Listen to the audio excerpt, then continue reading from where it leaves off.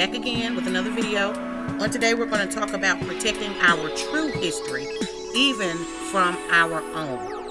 Unfortunately, there are some of us, which we call Sambos, but there are some of us who have chosen money and power over people. Unfortunately, that is in our society, within our lineage. And I did a video a few years ago, and it was titled Lineage Over Letters, meaning nothing should, other than God himself, the Most High, and your family, immediate family. You should always protect your lineage, protect your people. That just makes common sense to me. But so many of us get into certain positions and have opportunities to shed the light on certain issues and certain situations, and we don't do it. And of course, when you work in the corporate world, things of that nature, you have to move in the way that they tell you to move, they say to do, even if you know morally that it is not in your best interest or the interest of their people. Unfortunately, this is what we deal with. And we have so many people who are celebrities. We have people who have big microphones and can really spread good information and good knowledge and work on the behalf of our people. But so many people love that money, that power, that they're willing to do anything and overlook those who are hurting within their communities. Hey y'all, happy Black American History Month. And I decided to focus in on the word American because I noticed during Black History Month, a lot of companies and brands tend to highlight and give brand deals to first and second generation immigrants with the same skin tone.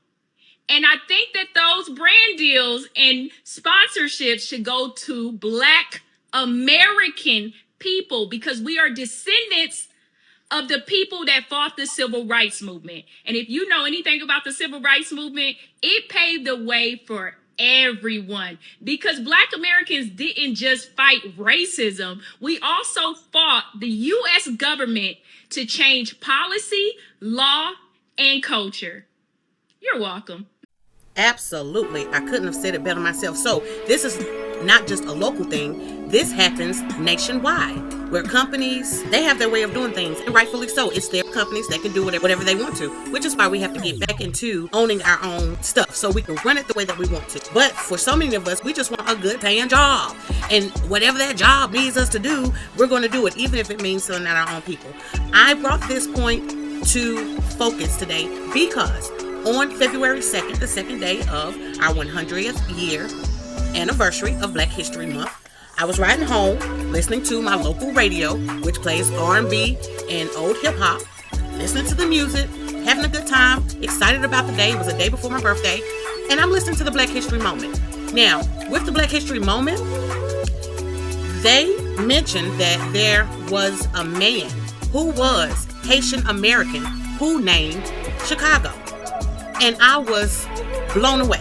I said, out of all of the history that we have on this soil, out of all the inventions that we have on this soil, out of all of the doctors, lawyers, architects, you mean to tell me that we have to go outside? And come to find out, it doesn't even look like the story is accurate. I have not done my research on that, but another sister has. Check it out. That is absolutely incorrect. So the founder of Chicago was not a Haitian because there was no Haiti.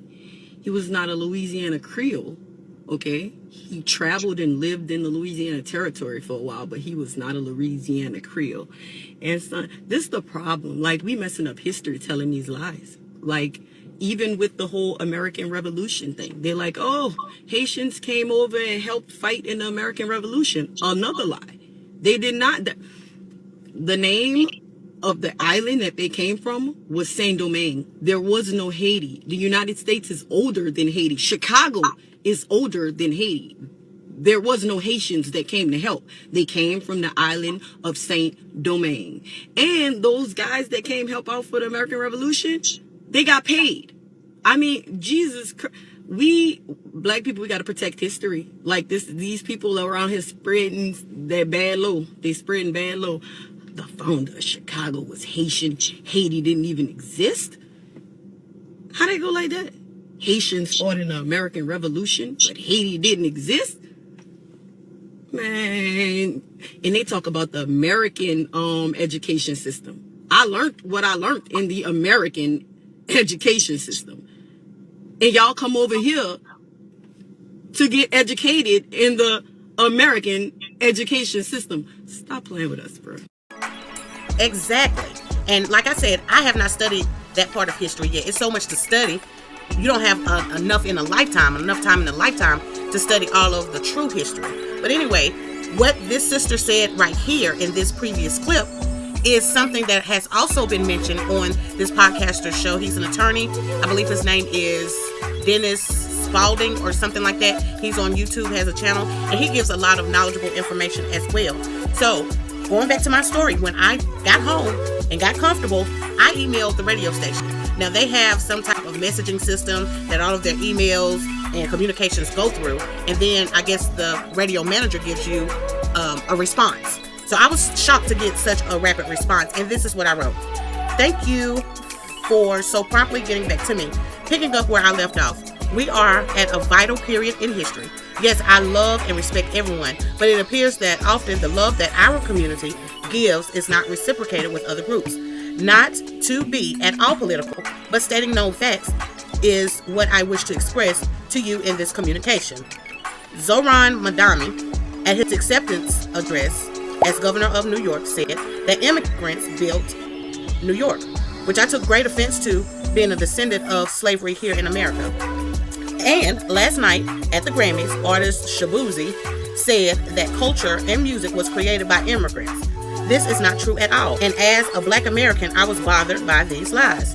Today, I heard the Black History Moment of your station and was annoyed, in a sense, that even my local radio station was also feeding into this narrative.